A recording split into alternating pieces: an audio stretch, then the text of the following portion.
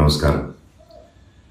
గత కొన్ని నెలలుగా అంటే డిసెంబర్ 8, 2024 నుంచి ఏం జరుగుతుందో మీరు అందరూ చూస్తున్నారు.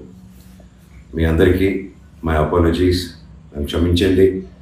ఎందుకంటే ఈ ఒక్క సమస్య నేను ఎవరి కోసం అయితే పోరాడుతున్నానో మా స్టూడెంట్స్ కోసం అండ్ మా కాలేజీలో ఆపోజిట్లో ఉన్న పని చేసుకుంటూ ఉన్న ప్రజల కోసం అండ్ వ్యాపారాలు చేసుకుంటున్న ప్రతి ఒక్కరి కోసం.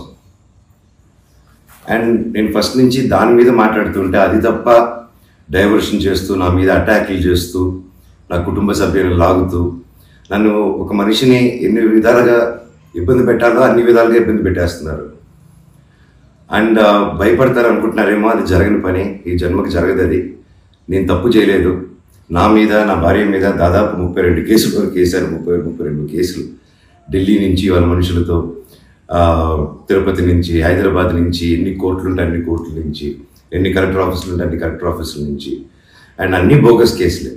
అండ్ అన్నింటికి నాది ఒకటే రిప్లై, ఎందుకంటే నిజానికి ఒకే వర్షన్ ఉంటుంది, అబద్ధానికి అన్ని వర్షన్స్ ఉంటాయి. క్లుప్తంగా ఈ మధ్య జరిగింది. నేను ఫస్ట్ ఏం చెప్తున్నాను, వీళ్ళు బౌన్సర్స్ చేసుకొని మా వాళ్ళందరినీ కొడుతున్నారు, అక్కడ ఊరు వాళ్ళందరినీ కొడుతున్నారు, స్టూడెంట్స్ని కొడుతున్నారు అని నేను చెప్తూనే వస్తున్నాను. నేను అలా చెప్తుండగా నేను రాయచోటికి ఒక ఫంక్షన్కి వెళ్ళినప్పుడు ఆ ఫంక్షన్లో ఇక్కడ ఉన్న వాళ్ళందరూ వచ్చి ఒక వ్యక్తి రాకుండా ఇక్కడ వ్యాపారం చేసుకుంటుంటే ఆయన స్టోర్లో దూరి వస్తువులన్నీ ధ్వంసం చేసి కొట్టేసి అక్కడ ఉన్న స్టూడెంట్స్ని కొట్టి అద్దాలన్నీ పగలగొట్టి ఆ వీడియోస్ అన్నీ వచ్చాయి బయటికి. ఇంకా చాలా వీడియోస్ ఉన్నాయి. అన్నీ నేను చంద్రగిరి సిఐ గారికి ప్రతి ఒక్కరికి ట్రాన్స్ఫర్ చేయడం జరిగింది. ఓనర్ ఇంకా కనిపించలేదు, ఆయన ఏమయ్యాడో ఎవరు దీంట్లో ఉన్నారో తెలియదు. కాకపోతే వచ్చి కంప్లైంట్ అది చూసిన వాళ్ళు వచ్చి కంప్లైంట్ ఇస్తున్నా కంప్లైంట్ తీసుకోలేని పరిస్థితి. కంప్లైంట్ రాసిస్తే కంప్లైంట్ బాగాలేదు, ఇది బాగాలేదు, సో ఇంకోటి రాసుకోరండి. ఒక 3 రోజుల తర్వాత కాదండి చెప్తున్నంత కంప్లైంట్ అంటే ఇంక 3 రోజులు అయిపోయింది కదా, ఇంకెందుకు అంటే ఇన్ని రోజులు మీరు కొట్లాడుతున్నారని చెప్తూ పోరాటం జరిగే మధ్యలోనే ఇలా వచ్చి అటాక్ చేసుకుని ఎవరేం చేయలేరు ఇక్కడ అని ఒక మాబ్క్రసీ జరుగుతుంది. అండ్ నిన్న రాత్రి కూడా నాకు ఇంటెలిజెన్స్ నుంచి మా హాస్టల్ ఓనర్ సురేష్ అన్నకి ఆ వాయిస్ రికార్డింగ్ కూడా మీకు పంపిస్తాను. ఫోన్ చేసి నేను ఆనరబుల్ సీఎం గారి దగ్గర బందోబస్తులో ఉన్నాను, మనోజ్ గారు అక్కడికి వచ్చారా, ఎందుకు వచ్చారు, మీ హాస్టల్ దగ్గరికి వచ్చారా, ఎఫ్ఐ దగ్గర రెస్టారెంట్ దగ్గరికి వచ్చారా, ఏదైనా ప్రోగ్రామ్ చేశారా. నేను ఆ సార్కి చెప్పాను, సార్ ఇఫ్ ఎనీథింగ్ నన్ను అడగండి. నేను ఆ సార్తో ముందు కూడా మాట్లాడాను, మీరు వాళ్ళని ఇబ్బంది పెట్టకండి, ఎనీథింగ్ ఎనీ టైం నాకు ఫోన్ చేయండి అన్నాను. పైగా నిన్న మధ్యాహ్నం 3-4 అలా జరిగింది ఆ ఫోన్ రావడం, నేను ఆ సార్తో మాట్లాడటం. మళ్ళీ నిన్న రాత్రి నేను ఇక్కడ తెలిసిన వాళ్ళ రిసార్ట్లో ఉంటే ఇప్పుడు దాదాపు ఒక 15-20 ఇల్లు ఉంటాయి ఇక్కడ. వాటి మధ్యలో అన్ని దాటుకుంటూ సైరన్ వేసుకుంటూ 10:30కి వచ్చి నేను నా నెక్స్ట్ ఫిలిం డైరెక్టరు నా సిబ్బంది అందరూ కూర్చొని మేము అప్పుడే డిన్నర్ కూర్చొని తిందామని కూర్చున్నప్పుడు సరే అని వచ్చారు. సరే ఏంటని అందరూ కంగారు పడి వెళ్ళారు. ఏంటి సార్ అంటే, మీరంతా ఇక్కడ ఏం చేస్తున్నారు, నేను సీఎం గారి దగ్గర నుంచి వస్తున్నాను, ఆనరబుల్ సీఎం గారి దగ్గర నుంచి వస్తున్నాను, నీ పేరేంటి, ఏ ఊరు, అసలు ఇక్కడ ఎందుకు ఉంటున్నారు మీరు అని రాత్రి 10:30కి ఒక ఎస్ఐ గారు, కానిస్టేబుల్ గారు. అండ్ నేను వెంటనే దిగాను కిందకి. సార్ ఏంటి సార్ సీఎం గారు దగ్గర నుంచి వచ్చారని చెప్తున్నారు, what it be do mistake sir, ఒకసారి నాకు చెప్పండి ఎవరు అప్రోచ్ అయ్యారో, నేను వచ్చి కలుస్తాను సార్ అని చెప్పాను. ఆయన లేదు సీఎం గారు లేదు, నేను బందోబస్తు ఫినిష్ చేసుకుని వచ్చాను అని చెప్పి ఆయన మాట మార్చారు. ఓకే సార్ అంటే మేము దాదాపు ఒక 10-15 మంది ఉన్నామండి ఇక్కడ రిసార్ట్లో, ఒక 3 ఇల్లు తీసుకుని ఉన్నాము.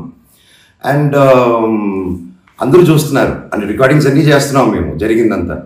లేదు సార్ ఇలా అన్అఫీషియల్గా కాదు సార్, స్టేషన్కి వెళ్దాము, అక్కడైతే రికార్డింగ్ ఉంటుంది, డైరెక్ట్ డీజీపీ గారి ఆఫీస్కి ఉంటుంది, let's do that recording there sir అని చెప్పి మీ కాదు కదండి స్టేషన్కి వెళ్ళి నాకు ఒకటే చెప్పండి, ఆనరబుల్ సీఎం గారి పేరు ఎందుకు తీశారు మీరు, అండ్ మా వాళ్ళని ఎందుకు ఇంటిమిడేట్ చేస్తున్నారు, అక్కడ షాప్ ఇరిగిపోయి అదంతా చేసి కంప్లైంట్ చేస్తుంటే వాళ్ళని ఏం చేయట్లేదు, అది అడిగిన వాడిని మాత్రం ఇలా వచ్చి టార్చర్ చేస్తున్నారు. భయానికంటే ప్రేమ గొప్పదండి, అది నేను నమ్ముతాను. అండ్ నేను మళ్ళీ చెప్తాను, జరిగింది ఇది. అండ్ నేను అక్కడికి వెళ్ళిన తర్వాత పోలీస్ స్టేషన్కి నేను నా కారులో ఎక్కి స్టేషన్కి వెళ్ళాను. వెనకెళ్ళి ఎస్ఐ గారు వస్తున్నారు. స్టేషన్ లోపల ఆగి వెళ్ళిన తర్వాత ఎస్ఐ గారు 500 మీటర్ల దూరంలో ఆగారు. ఆగిన తర్వాత మా వాళ్ళు వెళ్ళి సార్ వెయిట్ చేస్తున్నారు, 2 వస్తున్నానని కారు తీసి ఆయన వెళ్ళిపోయాడు, ఆయన కానిస్టేబుల్ గారు. నేను లోపలికి వెళ్ళి హెడ్ గారు ఉన్నారు, ఇంకో కానిస్టేబుల్ గారు ఉన్నారు. అయ్యా కెమెరా ముందు మాట్లాడదామని చెప్పి, అయ్యా ఇలా వచ్చి నన్ను డిస్టర్బ్ చేశారు, ఎందుకు చేశారంటే ఎస్ఐకి ఫోన్ చేసి నేను తీయట్లేదు సార్ అంటే స్పీకర్ పెట్టండి అన్నాను, అన్నీ రికార్డ్ చేశారు. అండ్ అఫీషియల్ ఆ కెమెరా ముందే మాట్లాడుకున్నాం. దయచేసి పోలీస్ స్టేషన్లో జరిగిన రికార్డింగ్స్ కుదిరితే చూడండి, మీరు తెప్పించుకొని ఏం జరిగిందో. ఇదండి జరిగింది. అండ్ ఎస్ఐ గారు రాలేదు, ఎవరు రాలేదు, నేను ఇక్కడే వెయిట్ చేస్తున్నాను. ఈలోగా సిఐ గారు ఫోన్ చేస్తే నాకు మెసేజ్ పెట్టండి సార్, మా వాళ్ళకి నేను ఇక్కడ నన్నే ఇంత ఇంటిమిడేట్ చేసి నన్నే ఇలా తొక్కాలని చూస్తూ ఉంటే ఇంకా మిగతా వాళ్ళందరినీ ఏం చేస్తారు సార్ మీరు, నేను ఊరి దాటాక వాళ్ళని ఏం చేస్తారు సార్, వాళ్ళకి ఏం ప్రొటెక్షన్ ఉంది అని చెప్పి అనడం జరిగింది. సో ఇది జరిగింది, ఎందుకంటే ఒక్కొక్కరు ఒక్కొక్క న్యూస్ క్యారీ చేస్తున్నారు. But this is the facts happen. నా దగ్గర ప్రతిదీ ఫ్యాక్ట్ ఉంది. నన్ను తప్పు అయితే నా షర్ట్ పట్టుకున్నాను వరే మనం తప్పు రా అని అడగండి మీరు, I'm ready for that. But దీంట్లో ఈ జరిగిన దీంట్లో ఏది నాది ఒక తప్పు లేదు. అండ్ ఈరోజు కూడా I'm going to meet SP గారు ఈరోజు 5 గంటలకి. ఆయన కలిసి ప్రతి ఒక్క ప్రూఫ్ ప్రతిదీ నా దగ్గర ఉండేది వెళ్ళి తీసుకెళ్ళి చూపించి సార్కి సబ్మిట్ చేయాలనుకుంటున్నాను. థ్యాంక్ యూ సో మచ్ అండి. జై హింద్.